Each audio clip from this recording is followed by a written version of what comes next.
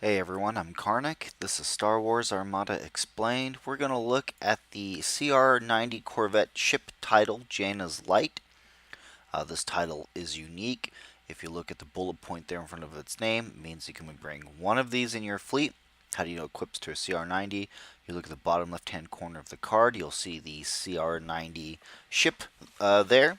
This card is faction specific for the Rebel Alliance only, which you can see there next to its point cost, which is 2 points for what is vastly considered a fantastic, very cheap card. Essentially, if you always have the points to spare and you've got a CR90, there's not a whole lot of reason to not bring this card. It reads, you can ignore the effects of overlapping obstacles. Your attacks cannot be obstructed. Well, that's pretty straightforward. There is no errata or clarifications for Jaina's Light. I'm just double checking here real quick. Nope. Her card is very straightforward, but there still is some unique things that people still have questions about, whether what works or not. And one very unique aspect that doesn't come up a whole lot. Want to make sure I'll cover that as well. So Jaina's Light. Well, typically in this game, whenever you're making an attack on something, you make sure that you're in range and that you also have line of sight to the target, which is these yellow dots on here, which if I fade this Star Destroyer there, you'll see there's a little yellow dot right there. So remember, when you're making your attack, you first need to make sure you're in range. We'll say this is a Corvette A version, which throws the 2 red die, 1 blue die out the front. So we're in range. There's nothing in the way, and so I have clear line of sight from yellow dot to yellow dot. Now, and then you would make your attack roll like normal. So Jaina's Light. So sometimes though you're trying to shoot at something, through an obstacle. Now obstacles will block line of sight, meaning that if you're in range and then you're still eligible to make an attack, you would have to drop a die. So for example, if this was just a regular roll CR90 Corvette, throwing the 2 red, 1 blue, I would have to choose a die to drop before making my attack. Let's say I drop a red die. I can only now throw the red and the blue. This is before you roll your initial attack pool. Jaina's Light, it's an absolute. Your attacks cannot be obstructed. That's period.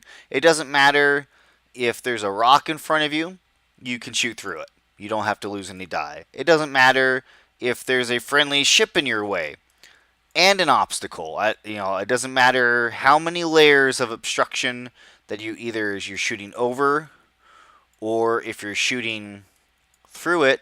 In this example, you can shoot through multiple layers of obstruction. It doesn't matter, and your shots are never obstructed. Something like, for example, Sienna Ree, which her attacks, or whenever she's defending, all attacks treat her as if she's obstructed. Not affected by Jaina's Light. Jaina's Light can still shoot her if the 1 blue flak die if he so desires, because again, cannot in almost all cases is an absolute. In this case, your attacks cannot be obstructed ever, not at all. At no period of time will you ever be not able to make a shot, and you have to lose a die. Some other cards, for example, like General Kraken for the Rebel Alliance, he makes it so that if Rebel ships are going at speed 3 or faster, they get treated as obstructed. Again, Jaina's Light doesn't care. Admiral Montferflat, which is kind of like the Imperial officer version of Kraken, which is, again, if you're going at speed 3 or higher, normally that attack would be obstructed. Again, Jaina's Light doesn't care, shoots through it. And also, what is great about this title as well is that not only can you just shoot through any obstacles, if you happen to land on any, and it says here you can ignore the effects of an overlapping obstacle. You can ignore, meaning you can choose. If, for example, if you landed on this asteroid field, if you wanted to take the damage from the asteroid field, you can. Most people don't opt to do that. Pretty much the only beneficial obstacle people will choose to have the effect happen to Jaina's Light is, the station where it heals a hull damage. Otherwise, you can land on any obstacle all day long and not have any problems.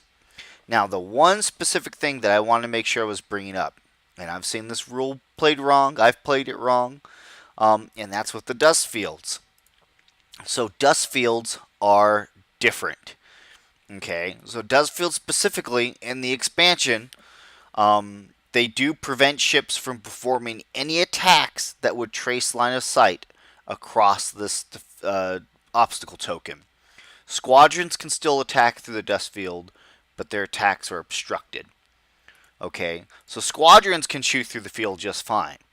But ships, it specifically says ships cannot perform any attacks if line of sight traces across it.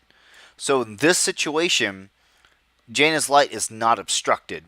She is completely unable to perform any attack. Any ship is. No ship can perform an attack over the dust cloud. So that is the one situation that Jaina's light cannot shoot through a dust cloud. Because again, it's not an obstruction, it is a flat out, you just simply can't attack, period. So Jaina's light doesn't ignore that effect.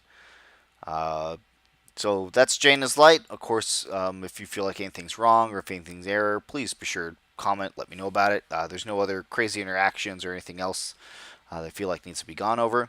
Appreciate you guys watching the videos, and I'll catch you next time.